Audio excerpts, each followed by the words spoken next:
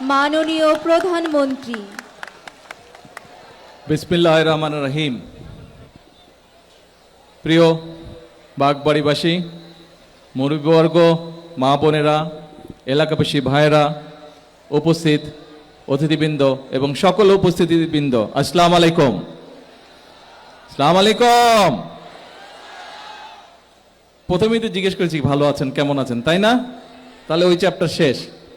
এখন আমরা এই মাঠে যে আজকে একত্রিত হলাম, প্রথমেই আমি দুটো কারণের জন্য আল্লাহর দরবারে শুকরিয়া আদায় করছি। এক, আজ বহু বছর পরে, এক যুগের প্রায় 2 যুগের সমান হবে, এই 2 যুগ পরে এই নিজের গ্রামের বাড়িতে, নিজের এলাকায়, এই স্কুল মাঠে, এই কলেজ মাঠে আজ আবার আপনাদের সাথে একত্রিত হতে পেরেছি, আপনাদের সামনে কথা বলতে পেরেছি।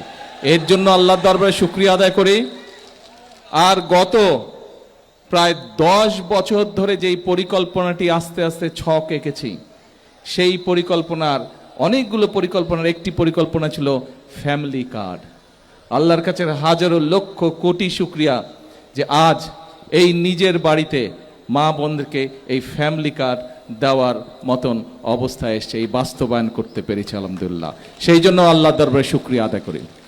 এখন মা বোনেরা, ভাইয়েরাও সহ এই যে ফ্যামিলি কার্ড আজকে এখানে 911 জনকে দেওয়া হয়েছে। 911 জন ইনশাল্লাহ পাবেন। দেবার কথা প্রথমে ছিল 900 কত, না বেশি ছিল একটু। মন্ত্রী সাহেব 900 কত জন, 78 জন না কত? না, দিলাম তো 911 জন, কিন্তু প্রথমে ছিল 900 কত জনই? হ্যাঁ, 938 জন ছিল। কিন্তু তাহলে আপনাদের কাছে প্রশ্ন হতে পারে, কেন 38কে না দিয়ে 11কে দিলাম? কারণ হচ্ছে এই 911 জন মায়ের কাছে যে মোবাইলটা আছে সেটা ওনারা ব্যবহার করেন, আর এই যে 38 যাদেরকে আমরা বাদ দিয়েছি ওই মোবাইলগুলো স্বামী স্ত্রী দুইজনেই ব্যবহার করেন। সেই জন্য আমরা দেইনি। যদি স্বামী টাকাটার কথা না বলে স্ত্রীকে, এই জন্য আমরা দেইনি, যাতে মায়েরা টাকাটা পায়। আমাদের লক্ষ্য হচ্ছে, আমাদের উদ্দেশ্য হচ্ছে, আমরা এই সরকারের কোষাগার থেকে যে অর্থটা দিব, এই অর্থটা আমরা মায়েদের হাতে তুলে দিব, যাতে করে মায়েরা তাদের সন্তানদেরকে লেখাপড়া শেখাতে পারে, মায়েরা যাতে তাদের সন্তানদেরকে একটু ভালো খাওয়া দিতে পারে, এবং একই সাথে মায়েরা যাতে আস্তে আস্তে করে একটু টাকা জমিয়ে নিজেদের ছোটোখাটো একটা ছোটোখাটো ব্যবসা শুরু করতে পারে, যাতে সেখান থেকে আয় রুজি হয়। সেই জন্য আমরা চাই এই মায়েদেরকে দেব। কিন্তু এখন কেন আমরা এই ফ্যামিলি কার্ড মায়েদেরকে দিচ্ছি? মায়েদেরকে দেওয়ার কারণ হলো, এই যে আমাদের এই প্রিয় মাতৃভূমি বাংলাদেশ, এই বাংলাদেশে পুরুষ এবং মহিলা অর্ধেক অর্ধেক। এই যে প্রায় 20 কোটি জনসংখ্যা, পুরুষ এবং মহিলা অর্ধেক অর্ধেক। পুরুষরা তো যাচ্ছে, চাকরি বাকরি করছে, ব্যবসা বাণিজ্য করছে, ঠিক আছে, আয় রুজি আছে, জমি জমা চাষ করছে, দোকানপাট আছে, ব্যবসা বাণিজ্য আছে। কিন্তু মায়েদেরকে যদি কোনো রকম সহযোগিতা না করা হয়, মারা যদি সচ্ছল না হয়, স্বাবলম্বী না হয়, তাহলে তো এই দেশকে এগোনো সম্ভব না। সংসার যখন সুন্দরভাবে চলে, শুধু একা স্বামী বা একা স্ত্রী সংসার সুন্দর করে চালাতে পারে না। দুইজন যখন একসাথে কাজ করে, দুইজন যখন একসাথে, দুইজনের মধ্যে যখন সমঝোতা থাকে, দুইজন যখন একসাথে অবদান রাখে, তখন সংসার শুধু। ঠিক একইভাবে দেশকে যদি সামনের দিকে নিয়ে যেতে হয়, সুন্দরভাবে গড়ে তুলতে হয়, তাহলে নারী এবং পুরুষ দুইজনকে সমানভাবে আমরা রাষ্ট্র থেকে সহযোগিতা করতে চাই। কারণ নারীকে স্বাবলম্বী না করা পর্যন্ত আমরা চাই, আপনারা হয়তো কোটিপতি হবেন না, আমরা ফ্যামিলি কার্ডের মাধ্যমে আমরা চাই যে নারীরা যাতে স্বাবলম্বী হতে পারে। অর্থাৎ আপনার সন্তান বা আপনার ছোট্ট একটা কিছু কিনতে ইচ্ছা করলো, একটা লাল জামা দেখলেন, একটা লাল শাড়ি দেখলেন, একটু চিপস খাইতে চাইলেন, বা এই ধরনের প্রয়োজনীয় জিনিস আপনি যাতে নিজে সেটা ক্রয় করতে পারেন। আপনার সন্তানকে কিছু খেতে দেবার ইচ্ছে হলো, নিজে যাতে আপনি সন্তানের জন্য সেটা কিনতে পারেন। আপনার সন্তান একটা বই দেখলো, সেই বইটা সে কিনতে চাইলো, আপনি নিজে যাতে সেটা কিনে দিতে পারেন। আপনার যাতে সেই শক্তিটা আস্তে আস্তে আপনার তৈরি হয়, অর্থনৈতিক শক্তি। সেজন্যই আমরা এই ফ্যামিলি কার্ড নারীদের কাছে পৌঁছে দিতে চাই। পুরুষদের জন্য আমরা অনেক পরিকল্পনা গ্রহণ করেছি, সেগুলা পুরুষ ভাইদের জন্য সেটা ধীরে ধীরে আমরা করব ইনশাল্লাহ। আজকে যে এই ফ্যামিলি কার্ড, এটা গাবতলীতে এই মাসের মধ্যে ইনশাল্লাহ আরো 22টা না 30 তারিখের ভিতরে 23টা, আরো 23টা, বাংলাদেশের 23টা উপজেলাতে আমরা এই মাসের ভিতরে 30 তারিখের ভিতরে আমরা মায়েদের হাতে ফ্যামিলি কার্ড পৌঁছে দিব। এবং ইনশাল্লাহ আগামী 5 বছরের মধ্যে আমরা দেশে প্রায় 4 কোটি পরিবার আছে, আমরা চেষ্টা করব ম্যাক্সিমাম পরিবারের মায়েদের কাছে, গৃহিণীদের কাছে, নারী প্রধান যে আছে পরিবার তার কাছে এই ফ্যামিলি কার্ড আমরা পৌঁছে দেওয়ার চেষ্টা করবো ইনশাল্লাহ আগামী 5 বছরের মধ্যে।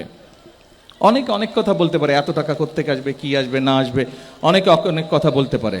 আমাদের কথা একটাই, নির্বাচনের আগে বলেছিলাম আমরা চেষ্টা করব বিগত স্বৈরাচারের সময় যেই দুর্নীতি হয়েছে, দেশ থেকে লক্ষ কোটি টাকা পাচার হয়ে গিয়েছে, দেশ থেকে লক্ষ লক্ষ কোটি কোটি পাচার হয়ে গিয়েছে, টাকা অর্থ সম্পদ চুরি হয়েছে, আমরা এই দুর্নীতিটাকে রোধ করতে চাই। কারণ এটা জনগণের টাকা, জনগণের অর্থ পাচার হয়েছে।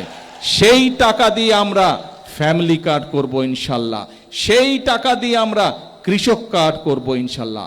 আপনারা নিশ্চয়ই এর মধ্যে খবরে কৃষক কার্ডের কৃষক ভাইদেরকে এখনো এই গাবতলীর কৃষক ভাইদের কাছে এখনো আমরা কৃষক কার্ড পৌঁছাতে পারিনি, কিন্তু ইনশাল্লাহ ধীরে ধীরে আমরা পৌঁছাবো।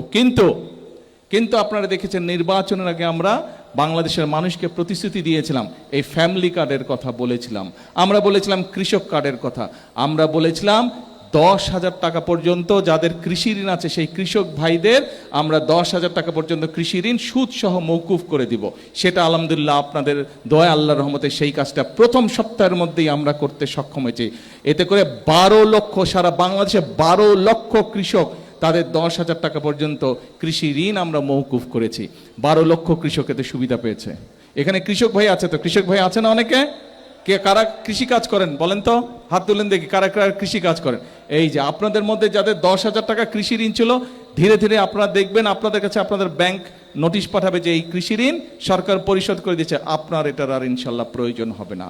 ইনশাল্লাহ কৃষকদের পাশে আমরা দাঁড়াবো, ইনশাল্লাহ কৃষকদের পাশে দাঁড়ানো শুরু করেছি, আমরা মা বোনদের পাশে দাঁড়াবো। কারণ আমাদের পরিকল্পনা হচ্ছে দেশকে ধীরে ধীরে সামনের দিকে নিয়ে যাওয়া, দেশের মানুষের ভাগ্য পরিবর্তন করা। এখন এরপরে আরো অনেক আছে, আমরা ইমাম মুয়াজ্জিম সাহেবদের কথা বলেছি, তাদেরকে সরকার থেকে যেই সম্মানের কথা বলেছি, মুসলমান ধর্মের মসজিদে ইমাম মুয়াজ্জিন খতিব সহ অন্য ধর্মের যে ধর্মীয় গুরু আছে তাদেরকে আমরা বলেছি যে সম্মানী দেব, সেই কাজটা আমরা শুরু করেছি। আমরা খাল খনন, এই যে এই কর্মসূচি শেষ করে এই খালটার নাম জানি কি, হ্যাঁ এই যে চৌকিদহ খাল আছে যে সামনে, খালটা তো অর্ধেকের বেশি খাল ভরাট হয়ে গেছে, মানুষজন জমি জমা, তারপর খালের যতটুকু অংশ আছে এই খালটা আমরা খনন কাজ ইনশাল্লাহ আজকে শুরু করব। এই খালের খনন কাজ শুরু করলে এই খালে পানি থাকলে আপনাদের লাভ আছে? আপনাদের কি লাভ আসবে? খালে পানি আসলে, খালে পানি থাকলে লাভ হবে? এলাকার মানুষের কি লাভ হবে? আচ্ছা, তো এইরকম সারা বাংলাদেশে আমরা খাল খনন খানাবো। অর্থাৎ আমাদের যে পরিকল্পনা আগামী 5 বছরের পরিকল্পনার অধিকাংশ পরিকল্পনা হচ্ছে গ্রামের মানুষকে ঘিরে, যেখানে বাংলাদেশের 70% জনসংখ্যার 70% মানুষ গ্রামে বাস করে। এই মানুষগুলোকে ঘিরে আমরা বিভিন্ন পরিকল্পনা গ্রহণ করেছি। এই যে দেখেন আজকে একটু আগে হাসপাতালে, এই যে পাশে যে ছোট্ট হাসপাতালটা আছে, এই হাসপাতালে আমরা বাচ্চাদেরকে হাম আর রুবেলার ভ্যাকসিনেশন আমরা দিয়েছি, ইনজেকশন আমরা দিয়েছি, টিকা দিয়েছি। কেন? আমরা দেখেছি গত যেই স্বৈরাচারকে 5ই আগস্ট এই বাংলাদেশের জনগণ বিদায় করে দিয়েছে, খেদিয়ে দিয়েছে এই দেশ থেকে, যারা পালিয়ে গেছে, ওদের সময়ও আমরা দেখেছি যে এই বাচ্চাদের জন্য, এই অসুখের জন্য যে টিকা লাগে, ওষুধ লাগে, সেটা তারা বিদেশ থেকে আনে নাই। একই সাথে তারপরে 5 তারিখে যেই সরকার আসলো, সেই সরকারও প্রায় 1.5 বছর ক্ষমতা ছিল, তারাও বাচ্চাদের কথা চিন্তা করেনি, তারাও এই ওষুধটা আনেনি। ফলে মধ্যখান দিয়ে কি হলো, এই অসুখটা যখন শুরু হলো, দুর্ভাগ্যজনকভাবে অনেকগুলো শিশু প্রাণ হারালো। অর্থাৎ কিছু মানুষের গাফিলতির কারণে বাংলাদেশের বেশ অনেকগুলো শিশু আজ প্রাণ হারিয়েছে। আর যাতে শিশু প্রাণ না হারাতে পারে কোনো শিশু, সেই জন্য তাড়াতাড়ি আমরা বিদেশ থেকে এই ওষুধটা এনেছি। ওষুধটা এনে এখন 2 কোটি, সারা দেশের 2 কোটি বাচ্চাকে আমরা এই টিকাটা দিব, যাতে করে বাচ্চারা সুস্থ থাকে, যাতে করে অসুখ না হয়, যাতে করে মায়েদের টেনশন না হয়, যাতে করে বাবাদের টেনশন না হয়। ইনশাল্লাহ সেই কাজ আমরা করব। এখন আসেন, বক্তৃতা দিলে তো অনেক হচ্ছে, বিকালে আবার আরেকটা জনসভা আছে, ওখানেও বক্তৃতা দিতে হবে। হ্যাঁ, কি বলে শুনি না।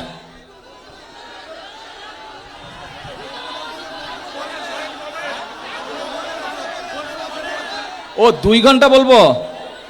আরে খিদা পাইছে তো আমার, বাপের বাড়িতে খাইতে দিবেন না নাকি বাড়িতে? নামাজ বাকি, খাওয়া বাকি, ওই জনসভা বাকি, খালকাটা বাকি, সব বাকি, আবার ঢাকা যেতে হবে। আসবো বলবো, কথা বলবো, বসেন উত্তেজন। এখন এই যে আপনাদের নতুন এমপি মিল্টন অনেকগুলো দফা দিয়েছে, রোকন চেয়ারম্যান অনেকগুলো দাবি দেওয়া দিয়েছে এলাকার। আমি জানি এলাকার অনেক দাবি দেওয়া আছে, গত প্রায় 1 যুগেরও বেশি সময় ধরে কোনো কাজ কাম হয় নাই। আমি নির্বাচনের সময় বিভিন্ন এলাকায় গেছি, বাংলাদেশের প্রত্যেক এলাকায় এই কমপ্লেন পেয়েছি আমি সাধারণ মানুষের কাছে। রাস্তাঘাট হয় নাই, স্কুল কলেজ হয় নাই, ব্রিজ কালভার্ট হয় নাই, স্কুল ভাঙ্গা পড়া, হাসপাতালে ডাক্তার নাই, ওষুধ নাই। এই সমস্যাগুলো যেখানেই গেছি নির্বাচনের সময় মানুষজন এই কমপ্লেনগুলো, এই অভিযোগগুলো দিয়েছে।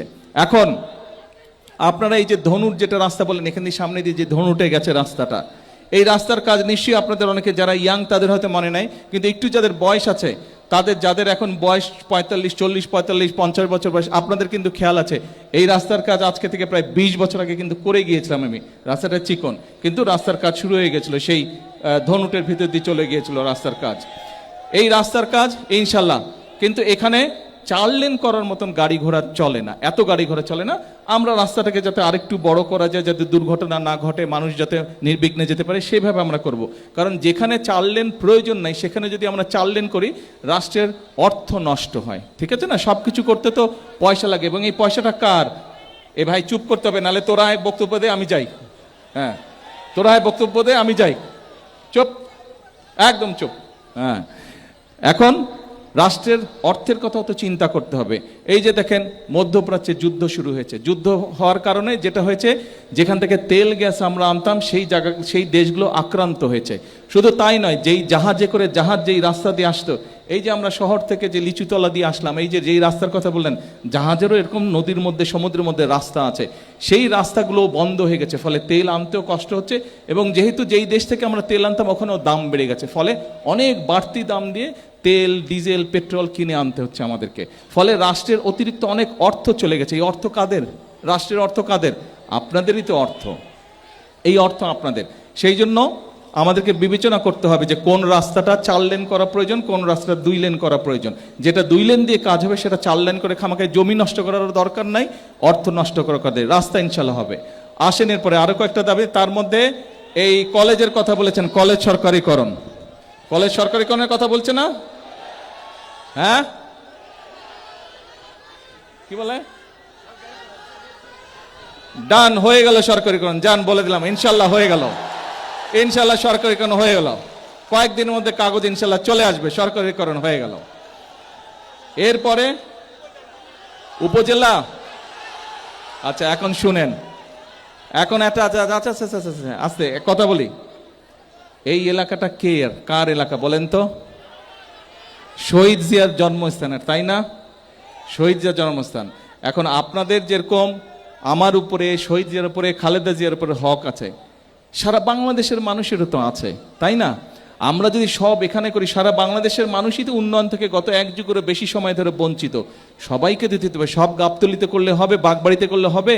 সারা দেশ উন্নয়ন থেকে বঞ্চিত। কাজেই আমি তো আছি আপনাদের, ইনশাল্লাহ এলাকার উন্নয়ন হবে, কিন্তু আমাদেরকে সারা দেশের প্রতি নজর দিতে হবে। কারণ দেশের মানুষ যদি, একটা কথা বলি মন দিয়ে শুনেন, এ ভাই তুই আয় আমি যাই, এত ফাল পড়তেছে। আচ্ছা, এখন মন দিয়ে একটা কথা শুনেন, মন দিয়ে বলি, একটা কথা বলি, মন দিয়ে শুনেন।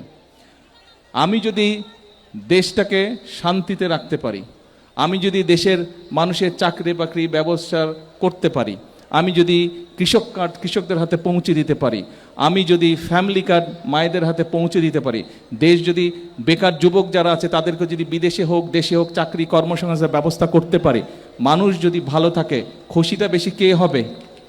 গাবতলীর মানুষ খুশি হবে না? বাগবাড়ির মানুষ খুশি হবে না? কি হবে? আমি যদি ভালো কাজ করতে পারি, গৌরবটা কার বেশি হবে? কার হবে গৌরব? আপনাদের হবে? তাহলে ভাই ধৈর্য ধরতে হবে, আপনাদেরকে ধৈর্য ধরতে হবে। হবে ইনশাল্লাহ। এর আগে কাজ হয়েছে না এলাকার? এর আগে উন্নয়ন হয়েছে না এলাকার? এইখানে তো ধান ক্ষেত ছিল, এই যে এই রাস্তার উপরে সব দাঁড়ায় আছে। এই আমার মনে আছে 91-এ এই আমি আর লালু সাহেব জিপ নিয়ে পার হয়েছি, কোদাল ছিল গাড়িতে, কোদাল দিয়ে মাটি কেটে কেটে রাস্তা তৈরি করে এখান থেকে কলাপাকা গেছি, কোনো রাস্তা ছিল না। এখন তো এখানে হরহর করে গাড়ি চলে যায়, যায় না?